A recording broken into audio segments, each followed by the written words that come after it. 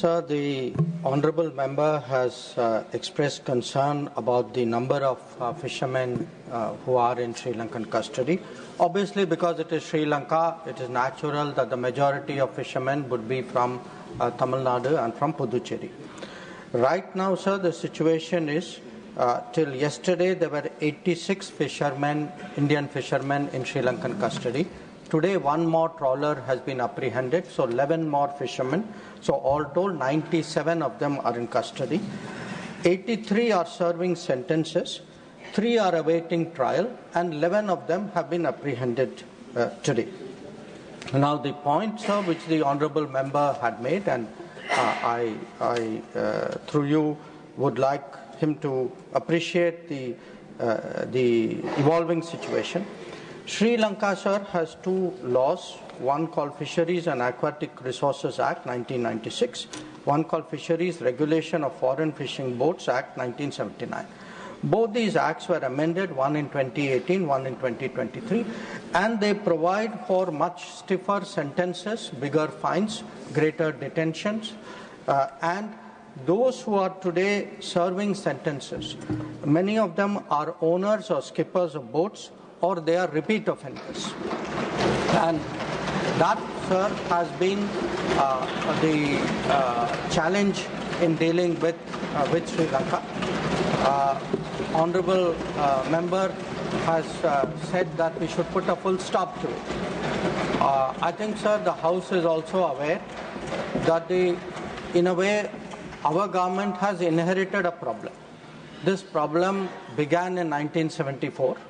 When the international maritime boundary line was drawn by the then Union government with consultations with the state government.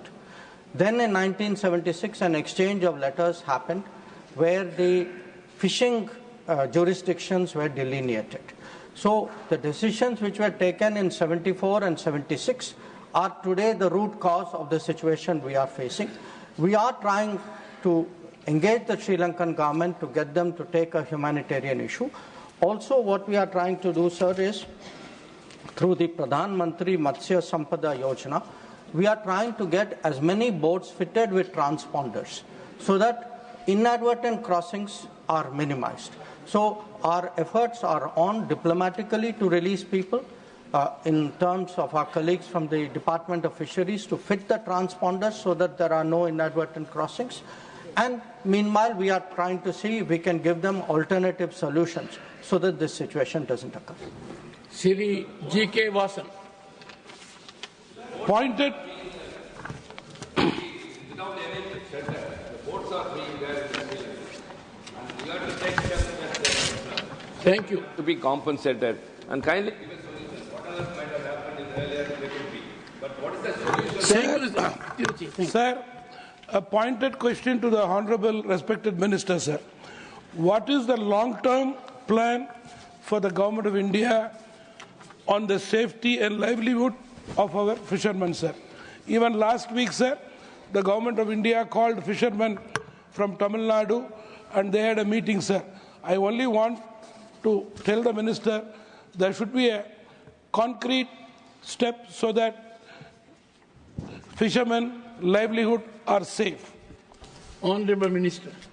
Sir, the long-term plan rests on 2 initiatives, not of my ministry, but one of our other ministries, sir. One is the Pradhan Mantri Matsya Sampada Yojana.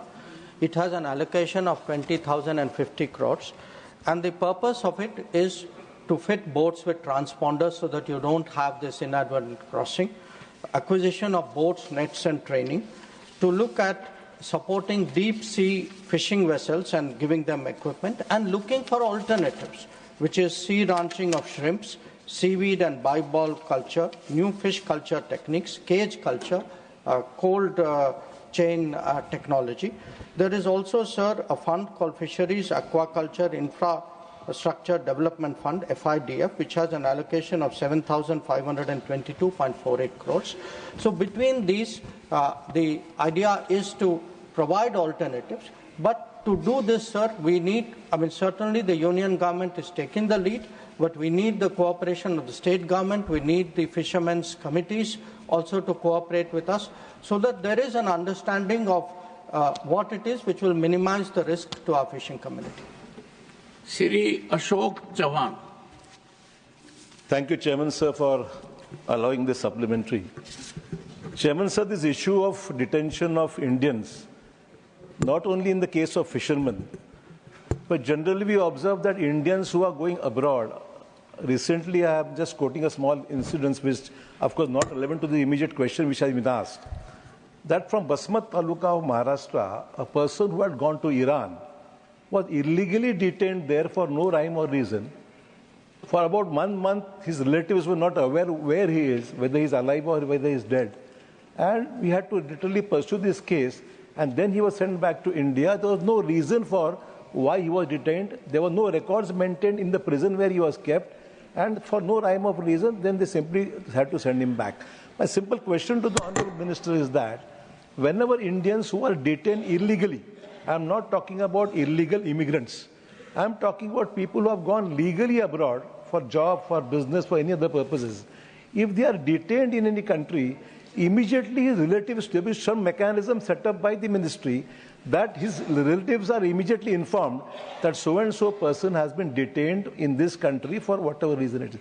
And secondly, a mechanism set in the embassy to ensure that there is speedy disposal of the issue and he is sent back to his country or detained as per the case existing. That's all.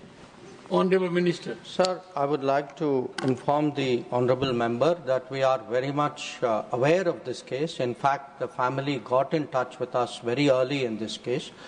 Our embassy was very proactive. The ambassador himself took up the matter with the Foreign Ministry. As a result of the efforts of the embassy, this particular person was released. We have protested to the Iranians about the manner in which he was detained. So we certainly want the House, sir, to be aware, the Indians travelling abroad to be aware that the government does everything to make sure that they are safe and secure. We advise people whenever they go to any country, if they are going to live in that country, to register with the embassy, because we need to have their contact points. But in this particular case, for example, it was a casual traveler. He was not resident out there, but nevertheless we intervened in a very, very forceful manner. But in terms of the mechanism, again, I wish to assure the Honourable Member, sir, today, the security and safety of Indian citizens is the #1 priority of the embassy, and ambassadors themselves deal with this issue. So when you have the ambassador looking at it, I think the entire embassy mechanism is at the disposal.